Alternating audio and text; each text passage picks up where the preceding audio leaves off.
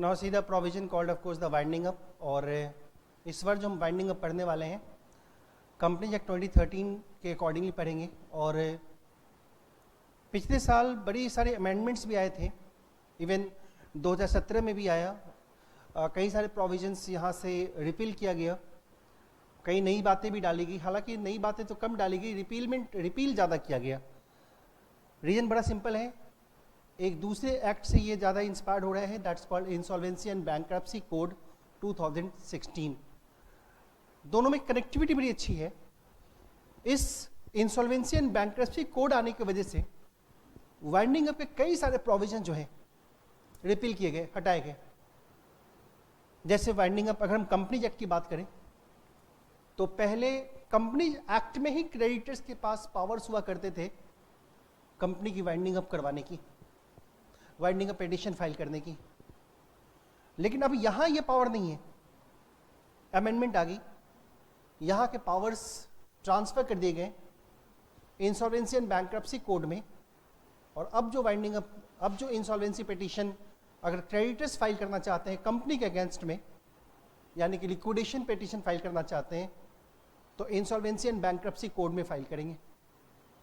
मतलब कि हम जब वाइंडिंग अप पढ़ेंगे तो थोड़ा बहुत इंसॉल्वेंसी एंड बैंक्रप्सी कोड को भी टच करते चलेंगे, क्योंकि वो ये पूरे प्रोविजंस में बहुत जगह इसका टच देखने को मिला है।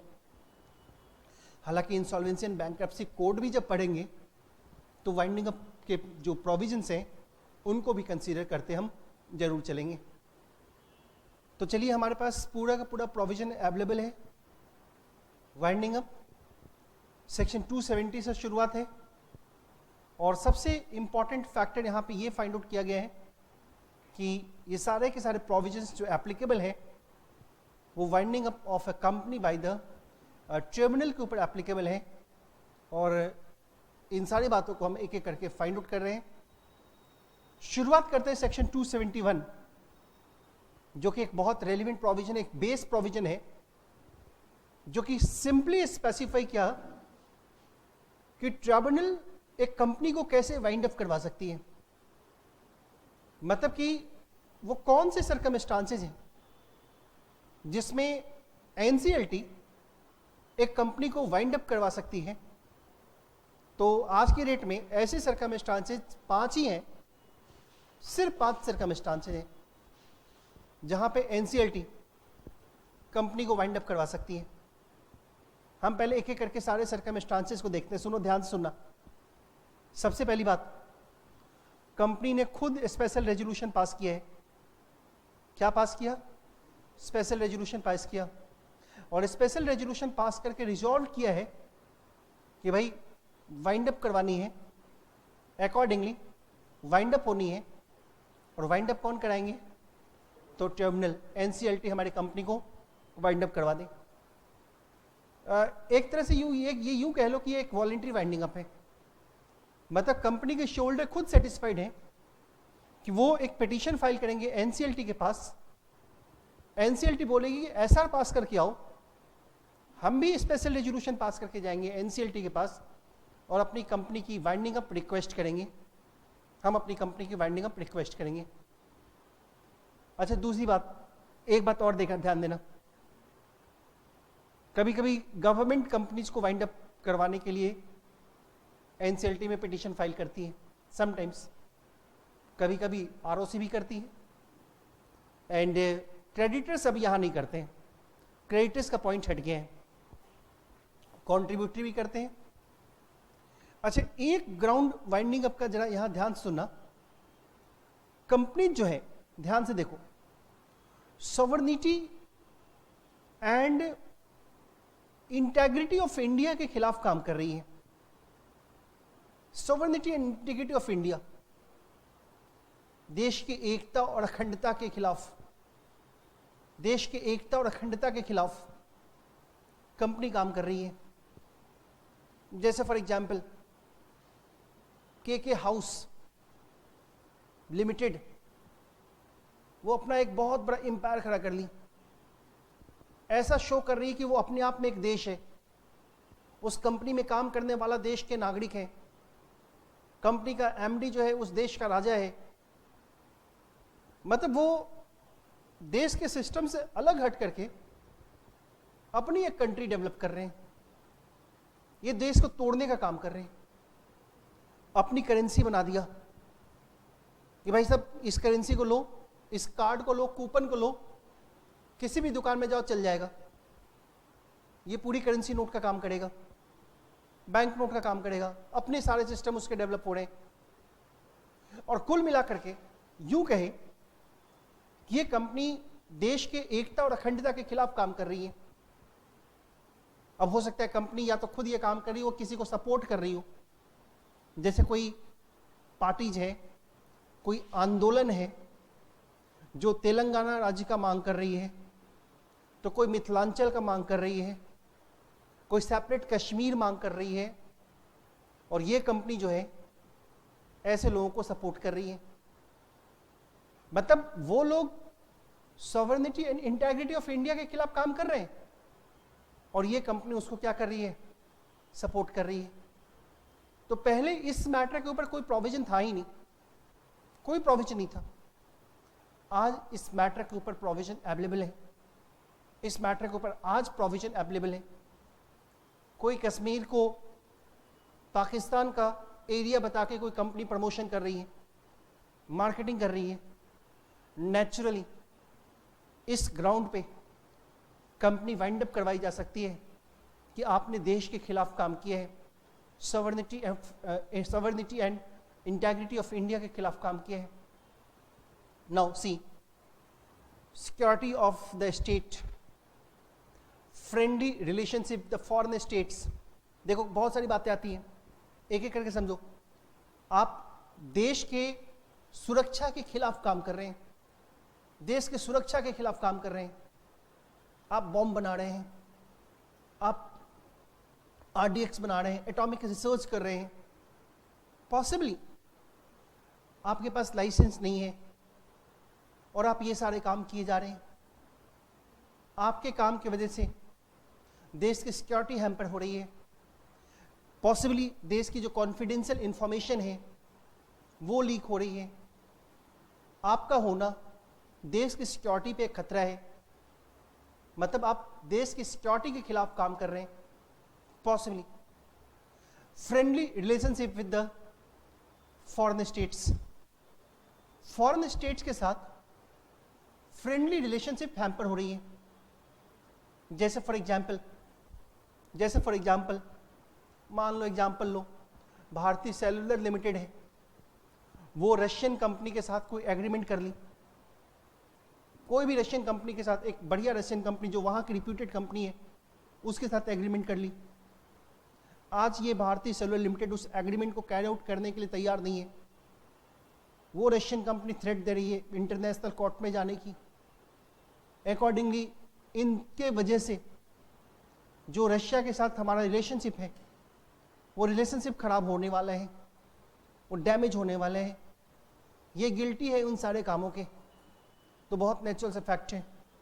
वाइंडिंग अप के ग्राउंड्स ये भी बनाया जा सकता है और पब्लिक ऑर्डर होती आएगी। पब्लिक ऑर्डर कभी कभी किसी कॉर्पोरेट एक्टिविटीज की वजह से पूरी पब्लिक ऑर्डर डिस्टर्ब हो जाती है। जैसे फॉर एग्जांपल किसी कंपनी की गैस टैंक जो है जिसमें कि बहुत ही पॉइजनस गैस है वो निकल रही है, लीक हो गई है, पूरी विसिनिटी में फैल गई है, लोगों के बीच अफरा तफरी मची हुई है, लोग शहर छोड़ के भाग रहे हैं, पूरी पब्लिक ऑर्डर डिस्ट्रॉयड है। कंपनी डिसेंसी, मॉरलिटी के खिलाफ काम कर रही है। तो ऐसे सर्कमस्टांसेस में कंपनी को वाइंड अप करने के लिए ये एक बहुत अच्छा ग्राउंड है। ध्यान देना, पहले ये पॉइंट्स ऐसे पॉइंट्स नहीं थे, बिल्कुल बिजनेस रिलेटेड पॉइंट्स थे। आज इसमें देश से टच करता हुआ पॉइंट दिया गया है।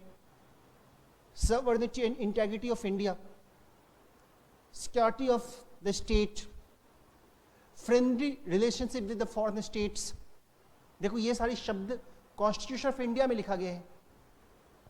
That was public order, decency, morality के खिलाफ काम कर रही है। मोरालिटी, एक कंपनी चाइल्ड लेबर को प्रमोट कर रही है, चाइल्ड लेबर को प्रमोट कर रही है। सरकार वुमेन एम्पावरमेंट पे काम कर रही है, तो ये वुमेन डोमिनेट करने को काम कर रही है, इस तरह का काम कर रही है, ऐसे ऐसी चीजें कर रही है। तो ऐसे सर्कमस्टांसेस में कंपनी को वाइंड अप करवाया जा सकता है। Even this is also a ground that you know, of course that you know, कि इस ग्राउंड पे कंपनी को वाइंड अप करवाया जा सकता है पॉसिबली। अब एक बात तुम सोच करके देखो, अकॉर्डिंगली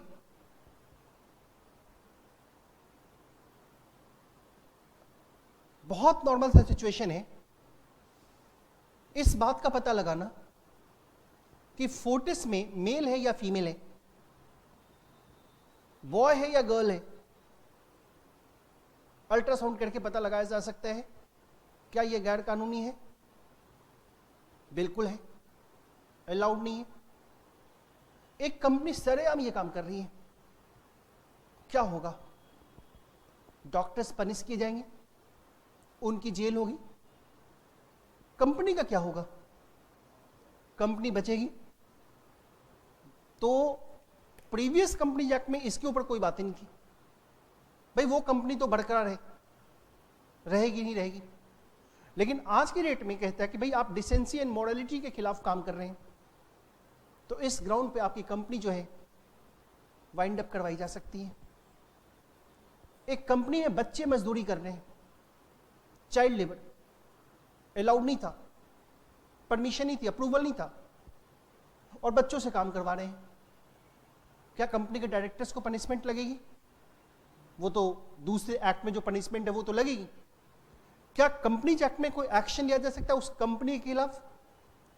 तो आज की डेट में आंसर कहेगा yes, it can be taken, because the company works against the decency और मोरालिटी, इसके खिलाफ काम कर रही है, डिसेंसी एंड मोरालिटी के खिलाफ काम कर रही है, देश को तोड़ने का काम करने वाला। जैसे फॉर एग्जांपल कोई कंपनी ऐसी है जो हिंदुइज्म को बढ़ावा दे रही है, इस्लाम को बढ़ावा दे रही है, क्रिश्चियनिटी को बढ़ावा दे रही है, मतलब देश के सेकुलर ढांचे को डिस्टर्ब करने का काम कर रही है, इस तरह की एक्टिविटीज में जुड़ी हुई है। नेचुरली ये तो देश की एकता और अखंडता के खिलाफ किया गया काम है। पहले का जब टाइम था, जब 1956 का एक्ट था, तो ये काम कंपनी कर रही है, लोग नजरअंदाज करते थे, कंपनी के डायरेक्टर्स पनिश्ड होते थे। लेकिन आज का जो कानून है वो कंपनी को भी नहीं छोड़ता है, वो कहता है कि हम इस ग्राउंड पे कंपनी को भी वाइंड अप करेंगे। तो ये एक बहुत बढ़िया डेवलपमेंट कंपनी एक्ट में हुआ। सही है। अच्छा, एक बात और जरा बड़े ध्यान से सुनना और समझना। यहां पे कहा कि अगर कंपनी के अफेयर्स फ्रॉडुलेंट मैनर में कंडक्ट हो रहे हैं, क्या हो रहे हैं? कंपनी के जो अफेयर्स हैं वो किस मैनर में कंडक्ट हो रहे हैं? फ्रॉडुलेंट मैनर में कंडक्ट हो रहे हैं। कहते हैं if on application made by the registrar और other person authorized by the central government by notification under this act, the tribunal is of opinion that the affairs of the company have been conducted in which manner? fraudulent manner, या फिर company जो formed हुई है वो fraudulent या unlawful purpose के लिए formed हुई है। जैसे फॉर एग्जांपल किसी ने कंपनी बना ली कि खूब सारे लोन लेते रहेंगे मार्केट से, जो बैंक लोन देगी सबसे लोन ही लेते रहेंगे। लोन के पैसे का क्या करेंगे? तो जो बताया वो नहीं करेंगे, कुछ और करेंगे, ऐश करेंगे, बिजनेस वगैरह कुछ नहीं करेंगे। तो फ्रॉडुलेंट या अनलॉफुल पर्पस से आप बने हैं। And person concern in the formation और द मैनेजमेंट अफेयर्स जो भी हैं वो गिल्टी है। किस बात की गिल्टी है? वो फ्रॉड की गिल्टी है, मिसफेसेंस की गिल्टी है, मिसकंडक्ट की गिल्टी है in connection therewith, and it is proper that कि कंपनी क्या होना चाहिए? वाउंड अप होना चाहिए। The company should be wound up. This one the point called here. Misfeasance की गिल्टी हैं, मीन्स ऐसी कुछ बातें जो कि गलत है लेकिन हम मैनिपुलेट करके शो कर रहे हैं कि भाई ये चीज सही है. That's called of course the point here. एक बात और बता दूं, चौथे ग्राउंड पे आना, default in filing financial statement और annual return for how many years? For how many years? For 5 years. It is said here that if the company has made a default in filing with the registrar its financial statement, you know the meaning of the financial statement as specified under section number 137, that's called a financial statement. Annual return, section number 92, section number 92. क्या file करते हैं annual return में? MGT 7, financial statement में AOC 4. कितने दिनों के भीतर? 30 days of the date of AGM, और ये 60 days of the date of AGM, और extension with the additional fees under which section? Under which section? 403. कितने दिनों का एक्सटेंशन? 270 दिन का एक्सटेंशन, मतलब तुम्हें ये भी ऑफकोर्स अलाउड है दिस वन. तो मैं यहां बता रहा था कि आप ऐसी कंपनी है जिसने डिफॉल्ट किया है, रजिस्ट्रार के पास, ध्यान देना, फाइनेंशियल स्टेटमेंट और एनुअल रिटर्न, देखना एंड नहीं है, और है. कितने दिन तक? For immediately 5 consecutive financial years. देखना, इंटरप्रिटेशन में एग्जाम्पल से नहीं शो कर रहा हूं तुम्हें, क्योंकि इंटरप्रिटेशन मैंने सेक्शन 164 सबसेक्शन 2 जब कराया था तो ऐसी ही बातें थी. फाइनेंशियल स्टेटमेंट और annual return for 3 consecutive preceding financial year. This with the point we got there. सब के सब इंटरप्रिटेशन सेम है, सिर्फ यहां 5 years है, वहां क्या है? 3 years है. हम ऐसे किसी कंपनी के डायरेक्टर हैं जो लगातार 3 साल तक फाइनेंशियल स्टेटमेंट या एनुअल रिटर्न फाइल करने का डिफॉल्ट करती है, तो बहुत लाजमी है हम किसी भी दूसरी कंपनी में डायरेक्टर जो अपॉइंट क्या हो सकते हैं? आंसर कहा, हम नहीं हो सकते हैं. हम किसी भी दूसरी कंपनी में डायरेक्टर अपॉइंट नहीं हो सकते हैं. अगर हम ऐसे किसी कंपनी में डायरेक्टर हैं जो फाइनेंशियल स्टेटमेंट या एनुअल रिटर्न फाइल करने का डिफॉल्ट लगातार 3 साल तक का कर देती है, यहाँ लगातार 5 साल तक की बात है. अगर लगातार 5 साल तक का डिफॉल्ट है फाइनेंशियल स्टेटमेंट या एनुअल रिटर्न फाइल करने में, तो ये कंपनी की एक वैलिड वाइंडिंग अप की ग्राउंड है. It is just a ground for the wind up of the company. सही है? अच्छा, मुझे एक बात सोच के बताओ, हमने कंपनी को बनाया और ऑब्जेक्ट क्लॉज में लिखा टू सेल, परचेज और एंड मार्केटिंग ऑफ ओफियम. हमने ऑब्जेक्ट क्लॉज में लिखा क्या? To sell, purchase and marketing of what? Opium. गैर कानूनी बिजनेस है, गलत बिजनेस के लिए कंपनी नहीं इनकॉर्पोरेट हो सकती. लेकिन आरओसी का ध्यान ओफियम पे नहीं किया, उन्होंने ओफियम को ऑनियन पढ़ लिया. ऑनियन पढ़ लिया. हम अफीम लिख रहे हैं, वो ऑनियन समझ रहे हैं, और हमारी कंपनी तो रजिस्टर्ड भी हो गई. तो क्या अब हम अनलॉफुल बिजनेस करने के लिए ऑथराइज्ड हैं? हम तो बड़े शोर मचा रहे हैं, जश्न मना रहे, भाई हमको तो अनलॉफुल बिजनेस ऑथराइज्ड हो गया, अब तो कल से हम अफीम बेचेंगे, अफीम बनाएंगे, अफीम बेचेंगे. लेकिन नहीं, इलीगल ऑब्जेक्ट के रजिस्टर्ड हो जाने की वजह से आपकी कंपनी, आपका ऑब्जेक्ट लीगल नहीं हो जाता. तो फिर कंपनी का क्या होगा? क्या कंपनी की रजिस्ट्रेशन कैंसिल हो जाएगी? बिल्कुल नहीं.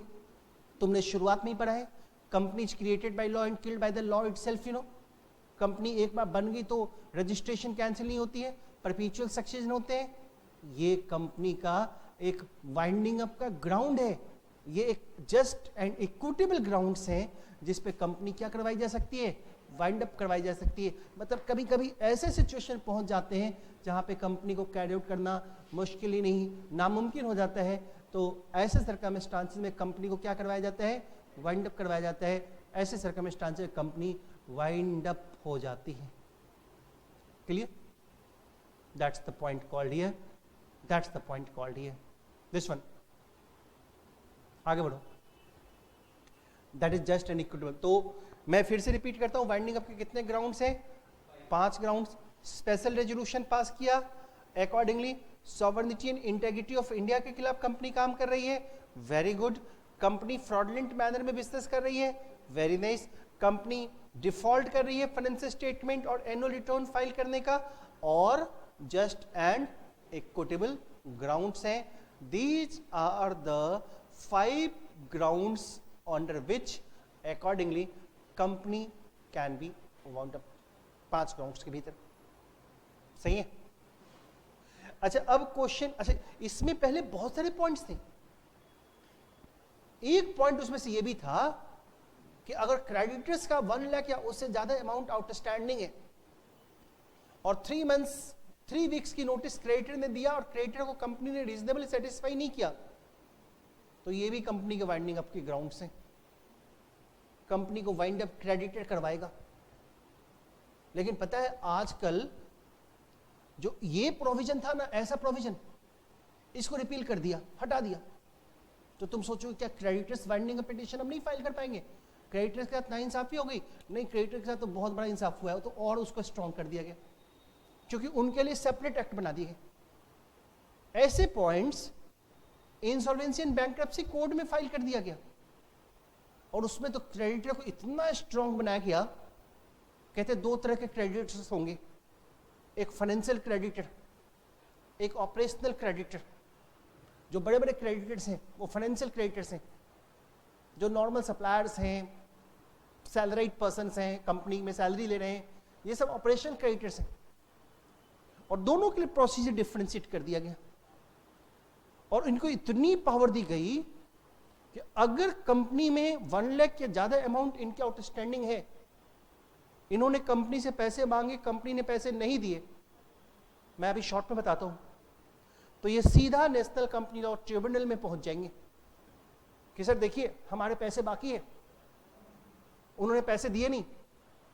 वो पूछेंगे कोई सबूत है पैसे बाकी है?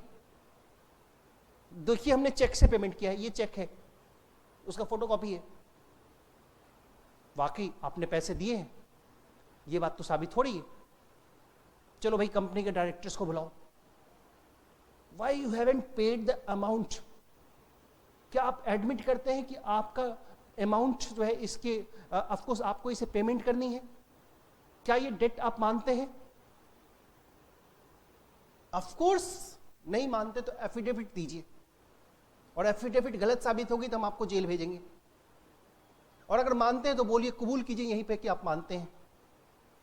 वो भी बेचारा डायरेक्टर डर जाएगा, झूठ नहीं बोल पाएगा, बोलेगा यस सर, यस हम मानते हैं ये डेट हमारे ऊपर आउटस्टैंडिंग है, कल पेमेंट करते हो डेट, कल की हियरिंग देते हैं, कल की डेट देते हैं आपको।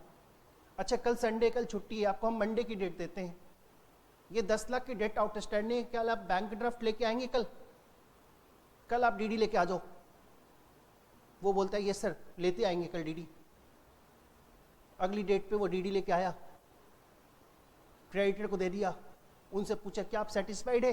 वो बोलेगा ओके सेटिस्फाइड है, डेट्स ऑल, पैसे की रिकवरी होगी, बात खत्म। अगर वो मना कर दे कि मेरे पास तो पैसे नहीं, मैं दे ही नहीं पाऊंगा, तो एनसीएलटी 1 मिनट में अपना पेन चला देगी, उस कंपनी की इंसॉल्वेंसी रेजोल्यूशन पास कर देगी। उस कंपनी को अब लिक्विडेशन में जाना पड़ेगा, और लिक्विडेशन में जाने का सारा काम जो वो क्रेडिटर्स करेगा, अपने इंसॉल्वेंसी प्रोफेशनल्स को अपॉइंट करेगा। वो इंसॉल्वेंसी प्रोफेशनल कंपनी का लिक्विडेटर बनेगा, कंपनी लिक्विडेट होगी, वो डेट की रिकवरी करेगा। मतलब इतना स्ट्रॉन्ग, मतलब ये समझो 14 दिन का समरी प्रोसीजर होता है, मुश्किल से 14 दिन, कितनी भी हियरिंग हो, 14 डेज मोर देन एनफ। 14 दिन में बड़ी से बड़ी कंपनी समाप्त, खत्म, finish. That's the point called here. मतलब कि आज के डेट में अगर तुम्हारा किसी कंपनी के ऊपर पैसे निकल रहा है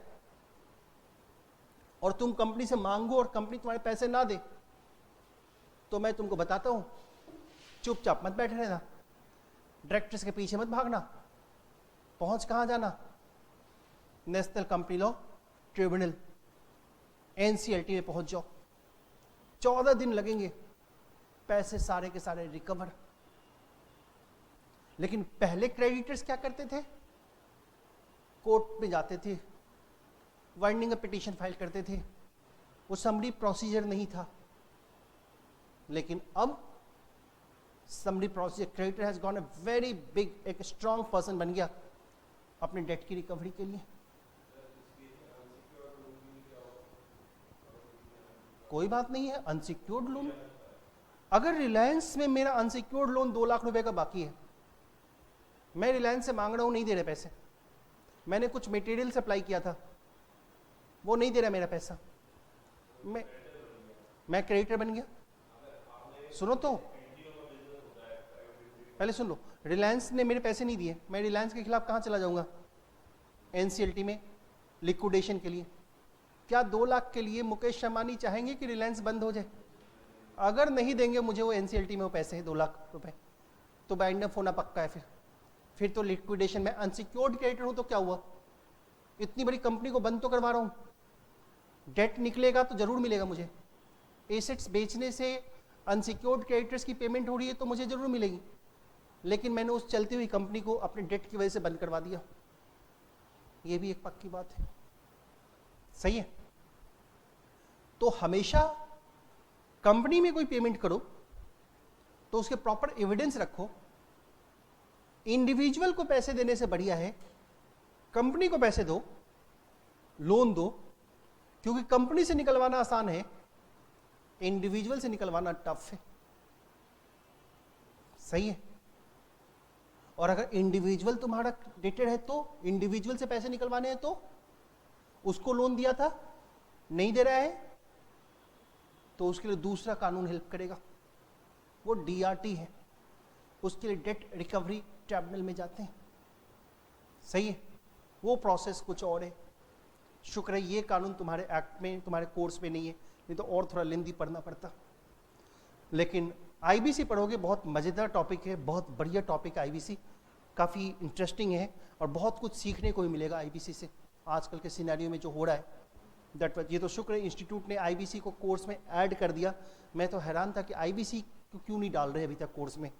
अचानक मैंने देखा कि भाई नोटिफिकेशन आ गई इंस्टीट्यूट की, पता नहीं क्या हुआ, एक ही दिन में पूरा का पूरा मैटर जो है वो कोर्स में डाल दिया, दिस वन, लॉ के कोर्स को अमेंड करके। चलिए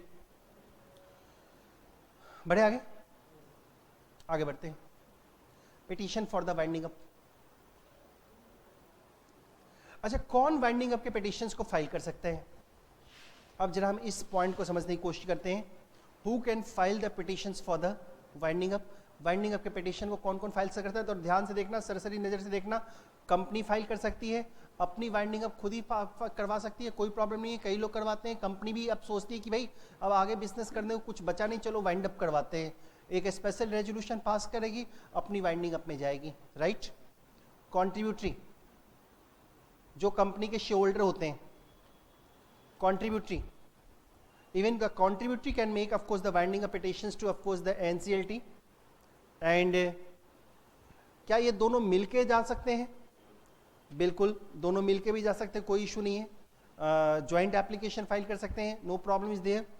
company and contributory and all any of the person जो स्पेसिफाइड है ए एंड बी में। आरओसी भी कंपनी की वाइंडिंग अप पिटीशन फाइल कर सकती है। आरओसी जैसे financial statement, annual returns file नहीं हो रही है तो कौन फाइल करता है? आरओसी ही फाइल करती है।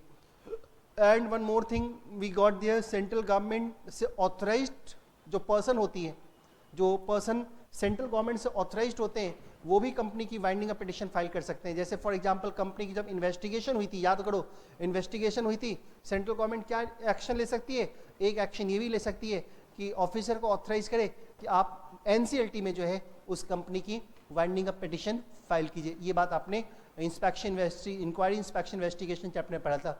और एक बात और है, जब company sovereignty and integrity of India के खिलाफ काम करे, डिसेंसी एंड मोरालिटी के खिलाफ काम करे, friendly relationship with other states को डिस्टर्ब करे, देश की सुरक्षा को हैम्पर करे, तो सेंट्रल गवर्नमेंट या स्टेट गवर्नमेंट भी उस कंपनी के against winding up petition file कर सकती है।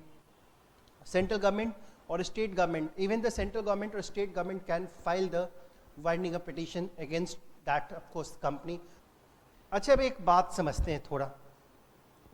272 सबसेक्शन 2 में एक बहुत बढ़िया बात मैं समझा रहा हूं तुमको, सबसेक्शन 2 में, और बड़े ध्यान से सुनना। क्या कॉन्ट्रीब्यूटरी